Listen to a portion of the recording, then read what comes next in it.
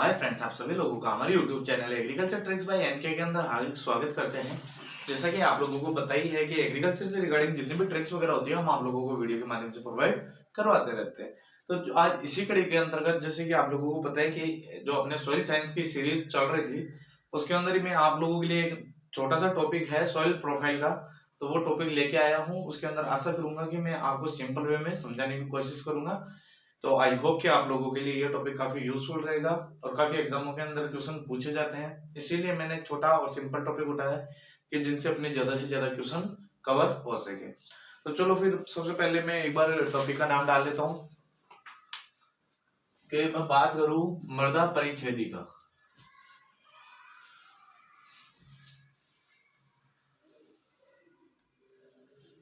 अगर मैं बात करूं मृदा परिच्छेदी का या फिर अगर इसको इंग्लिश में बात करूं तो इसे बोलते हैं सॉइल प्रोफाइल।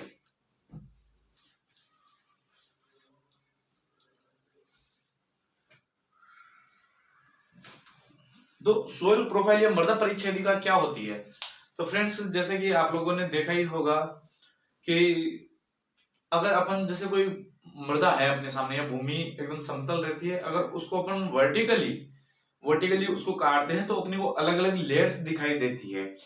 जनरल वे में बात करूंगा कि अगर आप ऐसे सिंपल काट के देखोगे तो उसके अंदर काफी लेयर्स नहीं दिखेगी। अगर ज्यादा डीपली देखोगे तो आपको अलग अलग कलर की मृदा की परतें दिखाई देंगी।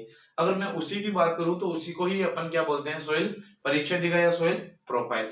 अगर मैं इसकी डेफिनेशन की बात करूं तो मृदा की या मिट्टी का ऊर्ध्वाधर खंड, मृदा का ऊर्ध्वाधर खंड जिसमें उपस्थित विभिन्न परतों या क्षैतिज को इंगित करता है, उसे ही क्या बोलते हैं, मृदा परिच्छेदिका या vertical section of the soil. जो वर्टिकल सेक्शन होता है सोइल का, कि जो अलग अलग परतों जो परतें होती हैं उनको जो इंगित करता है, उसे ही अपन क्या बोलते हैं, सोइल प्रोफाइल। तो आई होप कि आप लोगों को ये चीज समझ में आ गई होगी कि अपने पास में जैसे सोइल है जमी हुई, तो अगर उनको अपन वर्टिकली काटते हैं, अगर मैं बात करूं सीधे की तो वो होता है वर्टिकली, अगर मैं बात करूं जमीन के समानांतर उसे बोलते हैं हॉरिजॉन्टली। तो वर्टिकल काटने पर जो अपने को अलग अलग लेयर्स दिखाई देती है उसे ही अपन क्या बोलते हैं, सोइल प्रोफाइल। तो आई होप कि ये तो सिंपल सा था, डेफिनेशन तो आप सभी लोगों को आती होगी। अब मैं बात करना चाहूंगा इसके अंदर टॉपिकों की, कि जो सबसे मेन क्वेश्चन कई बार पूछ लिया जाता है कि जो संस्तर होते हैं, तो संस्तर कितने होते हैं? तो कई फ्रेंड्सों के मन में डाउट आता भी है कि संस्तर 4 होते हैं, क्योंकि उन्होंने पढ़ा भी होगा ओ ए बी सी, यही होते हैं जनरली। और अगर आपको मन में अंदर आ रहा है तो याद करो क्या हो सकता है, ओ ए बी सी सुना होगा। लेकिन अगर नॉर्मली आते हैं वो ओ ए बी सी का ही अध्ययन करते हैं, लेकिन अगर क्वेश्चन आता है आपके सामने कि मास्टर होराइजन्स, मास्टर होराइजन्स कौन कौन से होते हैं, तो जो मास्टर होराइजन्स की बात करूं मैं तो वो होते हैं फ्रेंड्स आप लोगों के सामने 5। कितने होराइजन्स होंगे? 5 होंगे। अगर मास्टर होराइजन की बात कर रहा हूं तो मैं, तो मास्टर होराइजन्स की मैं बात करूं 5 कौन कौन से होते हैं, तो आपने सुना होगा ओ ए ई बी एंड सी।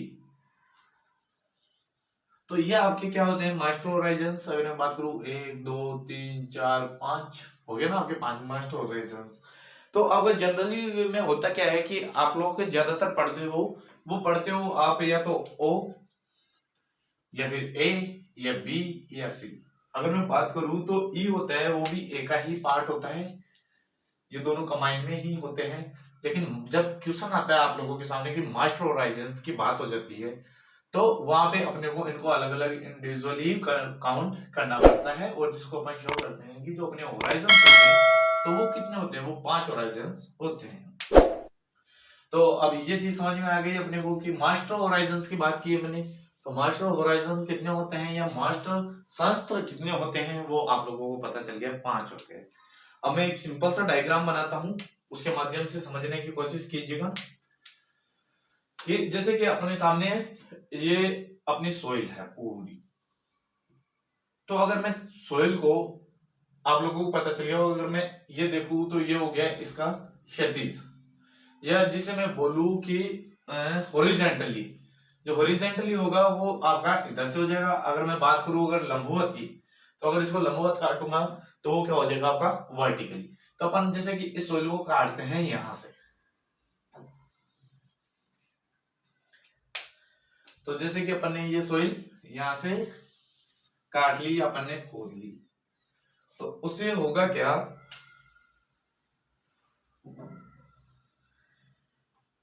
ये तो अब अपने को अलग अलग संस्तर इसके अंतर्गत देखने को मिलेंगे। तो मैं सबसे पहले बात कर लेता हूं, तो आपका जो ओ संस्तर, फिर मैं बात कर लेता हूं ए संस्तर, फिर मैं बात कर लेता हूं बी संस्तर, और फिर आता है आपके सबके लास्ट के अंतर्गत सी संस्तर।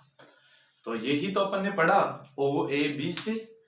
अगर इनको याद करने की तरीका अगर बताऊं तो आपको एबीसी तो सिंपली याद होएगा, और ओ जीरो, जीरो से आप कोरिलेट करोगे तो ओ हो जाएगा। पहले जीरो रख दो, स्टार्ट में गिनती भी स्टार्ट होती है तो जीरो से होती है, तो पहले जीरो रख दिया, और उसके बाद में ए बी सी, तो उससे आसानी से आपको क्या याद हो जाएंगे, ये इनके संस्तर याद हो जाएंगे। अगर मैं बात करूं ओ होराइजन, ओ होराइजन के अंतर्गत क्या पाया जाता है, जो ओ होराइजन होता है तो उसके अंतर्गत क्या क्या देखने को मिलेगा। तो पहली चीज तो ये कि ओ होराइजन कहाँ पे पाया जाता है, तो ये जनरली आप लोगों को ओ होराइजन है वो आप लोगों को देखने को मिलेगा जितने भी फॉरेस्ट सॉइल होती है ना, जहां पे वर्जिन सॉइल होती है, जिसे मैं बोल सकता हूं तो फॉरेस्ट सॉइल, या जंगल में, फॉरेस्ट को अपन क्या बोलते हैं, जंगल वगैरह, या वनों के अंदर, सॉरी जितने भी वन वगैरह हैं उनमें वन की मृदा, या फिर मैं बोलूं फॉरेस्ट सॉइल। फॉरेस्ट सॉइल के अंतर्गत आपको क्या देखने को मिलेगा, ओ होराइजन। ओ होराइजन वास्तव में होता क्या है फ्रेंड्स, ओ होराइजन होता है कि जो कि जिसके ऊपर आप लोगों ने कभी कृषि नहीं की हो, जिसके ऊपर कभी कल्टीवेशन नहीं हुआ हो, उसे ही अपन क्या बोलते हैं, वर्जिन सॉइल। तो इसे मैं जनरल टर्म में बोल सकता हूं, इसे वर्जिन सॉइल क्या बोल सकते हैं, इसको वर्जिन सॉइल। ऑब्वियसली बात है, बोल सकते हैं। जो अनकल्टिवेटेड सॉइल होती है वो क्या होती है, वर्जिन सॉइल। तो ये जो होगा वो किसके अंतर्गत होगा, जो अनकल्टिवेटेड सॉइल होगी। तो अनकल्टिवेटेड मतलब कि जिसके अंदर आपने खेती नहीं की हुई होगी, तो वनों के अंदर खेती वेती नहीं करते हैं, तो उनकी सॉइल के अंतर्गत ये होराइजन आपको आसानी से देखने को मिल जाएगा। अगर मैं बात करूं, इसे ऑर्गेनिक होराइजन भी बोला जाता है।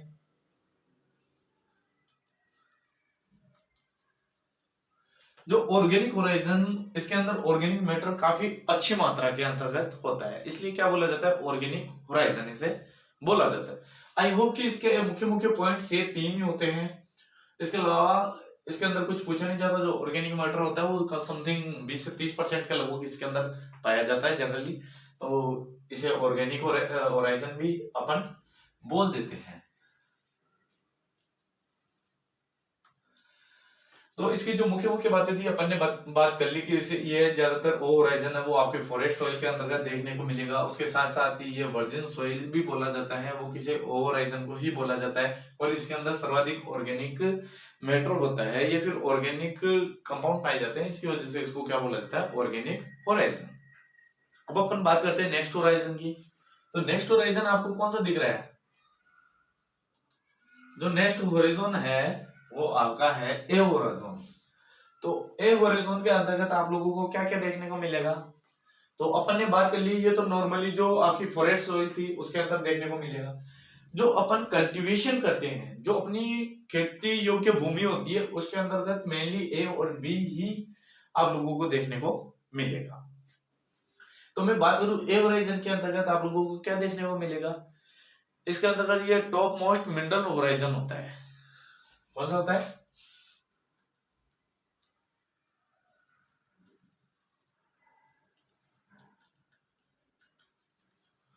जो आपका टॉप मोस्ट मिनरल होराइजन होता है वो कौन सा होता है, ए होराइजन। इसके अंदर सर्वाधिक मिनरल्स वगैरह उपस्थित होते हैं। और इसके साथ साथ ही मैं एक चीज बता दूं, इसको कभी कभी एलुवियल भी बोल दिया जाता है, एलुवियल होराइजन भी बोल दिया जाता है, जिसकी स्पेलिंग की बात करूं ई से स्टार्ट होती है। एक तो एलुवियल होता है और एक होता है इल्यूवियल। तो जो एलुवियल होता है तो उसी की मैं बात करूंगा, एलुवियल। तो एलुवियल भी इसको क्या बोला जाता है, alluvial horizon, alluvial alluvial horizon इसे होरिजोन बोला जाता है। तो इस होरिजन के अंतर्गत एक मुख्य चीज क्या होती है कि इसके अंतर्गत जो भी न्यूट्रिएंट्स वगैरह होते हैं वो मोबाइलाइजेशन होते हैं, कि मतलब कि गतिशील होते हैं इसके अंदर जो भी न्यूट्रिएंट्स वगैरह होते हैं। और इसके अंदर होता क्या है कि पानी के साथ ही घुलकर वॉशिंग आउट, जो सबसे ज्यादा निक्षालन होता है वो इसी होराइजन के अंतर्गत आप लोगों को देखने को मिलेगा। इसके अंदर क्या होगा कि सर्वाधिक जो न्यूट्रिएंट होते हैं वो मोबाइलाइजेशन फॉर्म के अंदर पाए जाएंगे, वो गतिशील होंगे, उसके साथ साथ ही वो पानी के साथ या फिर पानी के साथ जाकर नीचे निक्षालन हो जाता है, जिसे कि अपन लीचिंग भी बोल सकते हैं, लेकिन इसके अंदर वॉशिंग आउट सर्वाधिक होता है। तो इस वजह से ये भी आप लोगों को पता होना चाहिए। तो अपन ने इसकी भी मुख्य मुख्य बात कर ली। सर्वाधिक वॉशिंग आउट,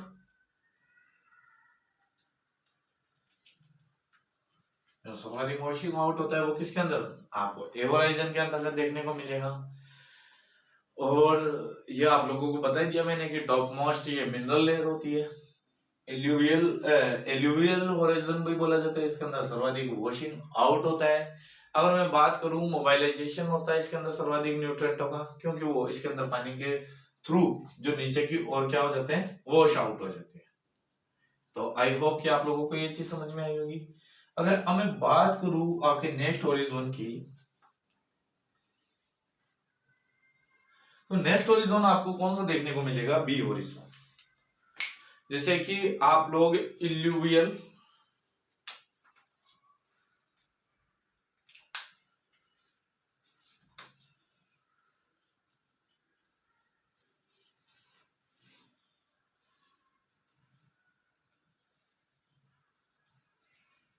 एल्यूवियल होरिजोन भी बोला जाता है। तो एल्यूवियल के अपन ने पहले ए के अंदर बात कर ली, एल्यूवियल की बात करूंगा वो किसके अंतर्गत होगा, आपका बी होराइजन के अंदर। तो इल्यूवियल और इल्यूवियल, ये एल्यूवियल और इल्यूवियल आपको कंफ्यूज करेंगे कि पहले इल्यूवियल आता है या एल्यूवियल आता है। तो एबीसीडी के अंतर्गत मैं बात करूं तो ई पहले आता है या फिर आई पहले आता है। ई पहले आता है ना, तो आप पहले ई को रख लीजिएगा, और आई बाद में आता है तो आई आपका बाद में हो जाएगा। और दूसरी चीज मैं बात करूं, यहाँ पे वॉशिंग आउट हो रहा है तो वो कहाँ जाएगा, नीचे वाले शस्त्र में आएगा, ऑब्वियसली बात है। और नीचे आएगा तो अगर मैं ये वॉशिंग आउट हो रहा है तो इसे वॉशिंग इन बोल सकता हूं।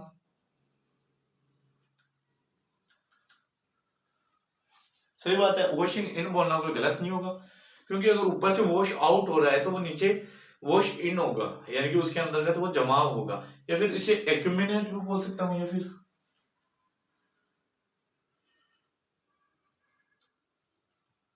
एक्यूमिनेशन, या फिर जमाव। अगर ऊपर से कुछ चीज वॉश आउट हो रही है तो वो नीचे एक्यूमिनेट होगी या उस चीज का जमाव होगा, वो चीज मैं आप लोगों को बता सकता हूँ, यानी बोल सकता हूँ मैं, ऑब्वियसली बात है।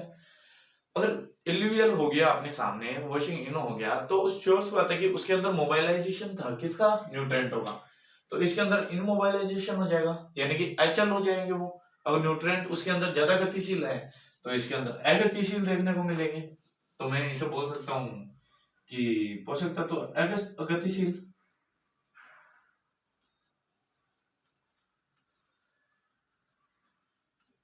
तो पोषक तत्व क्या होंगे इस होराइजन के अंतर्गत आपके अगतिशील होंगे, और इसे इल्यूवियल बोला जाता है, ये आप लोगों को मैंने बता ही दिया। इसके साथ साथ ही मैं बात करूं सी होराइजन की, तो जो सी होराइजन होता है उसके अंतर्गत आप लोगों को क्या देखने को मिलेगा, पेरेंट मटेरियल, क्योंकि ये तो नीचे ही नीचे वाला लेयर होता है, इनसे ही तो धीरे धीरे सॉइल फॉर्मेशन होती रहती है धीरे धीरे ऊपर, है ना। तो इनको एक पेरेंट मटेरियल बोल सकते हैं अपन, ऑब्वियसली बोल सकते हैं। इसके साथ साथ मैं बात करूं अल्प विच्छेदित, है ना, अनडेवलप्ड होराइजन भी बोल सकता हूँ, क्योंकि ये जिस तरीके से डेवलप होते हैं उस तरीके से ये डेवलप नहीं होता। इसके अंदर कंकड़ पत्थर देखने को मिलेंगे आप लोगों को, तो मैं अनडेवलप्ड भी बोल सकता हूँ।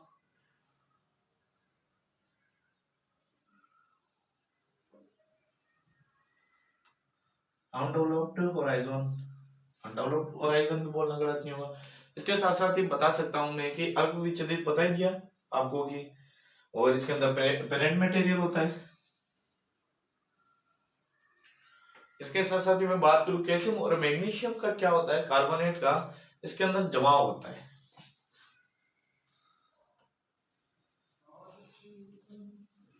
कार्बोनेट का क्या होता है, आपका जमाव होता है। तो इन होराइजनों के अंदर आप लोगों को सिंपल सा समझ में आ गया होगा कि इसके अंतर्गत जो मुख्य क्वेश्चन पूछे जाते हैं, मैं पहले उनकी बात कर लेता हूँ। इसके अंदर सर्वाधिक जो क्वेश्चन पूछा जाता है वो होता है कि जो कि ओ होराइजन है वो कहाँ पे पाया जाता है, तो वो फॉरेस्ट सॉइल के अंतर्गत पाया जाता है। ये आप लोगों को पता होना चाहिए कि ओ होराइजन कहाँ पाया जाता है, फॉरेस्ट सॉइल के अंतर्गत, जिसे कि अपन वर्जिन सॉइल भी बोलते हैं। सर्वाधिक ऑर्गेनिक मैटर, और मैं बात करूं कि सर्वाधिक जो मिनरल्स, ये काफी कंफ्यूज करता है, जो मिनरल्स होंगे वो आपके ए होराइजन में पाए जाएंगे, बल्कि ऑर्गेनिक मैटर की बात करूं तो वो सर्वाधिक किस में, ओ होराइजन के अंतर्गत देखने को मिलेगा। अगर मैं बात करूं इसके साथ साथ ही इसे वर्जिन सोइल बोला जाता है, वो आप लोगों को पता ही होगा। और इसे ए होराइजन को एल्यूवियल भी बोला जाता है। तो जैसे मैंने बताया कि एल्यूवियल इसे को रिलेट करोगे, ई पहले आता है तो ये ए होराइजन के अंतर्गत आ जाएगा, और इल्यूवियल की बात करूं मैं तो वो बी के अंदर चला जाएगा, आई बाद में आता है, ई पहले आता है तो पहले वाले में रख दिया, और आई बाद में आता है तो बाद में वाले में रख दिया। ये मिनरल होराइजन होता है वो आप लोगों को बता ही दिया। इसके साथ साथ ही जो वॉशिंग आउट होता है, इसके अंदर न्यूट्रेंटों का क्या होगा, वॉशिंग आउट होगा, ये नीचे चला जाएगा, वॉशिंग आउट होता है सर्वाधिक। या फिर मैं बात करूं सर्वाधिक निक्षालन होता है, सीधा डायरेक्ट क्वेश्चन उठ के आता है फ्रेंड्स कि इसके अंतर्गत की जो आपका जो सर्वाधिक निक्षालन होता है वो कौन से होराइजन के अंतर्गत होता है, ए बी सी डी, ऐसे कुछ भी ऑप्शन देखे तो पूछ सकता है। तो आप लोगों को पता होना चाहिए ए होराइजन के अंतर्गत आप लोगों को सर्वाधिक वॉशिंग आउट या फिर निक्षालन देखने को मिलेगा। अगर मैं बात करूं बी होराइजन की तो इसे इल्यूवियल बोला जाता है, वो आप लोगों को बता दिया। इसके अंदर वॉशिंग इन होता है, जो ऊपर के जो लेयर थी आपकी या फिर ऊपर का होराइजन था जिसमें से वॉश आउट हो रहा था, वो इसके अंदर आकर जमा हो जाता है।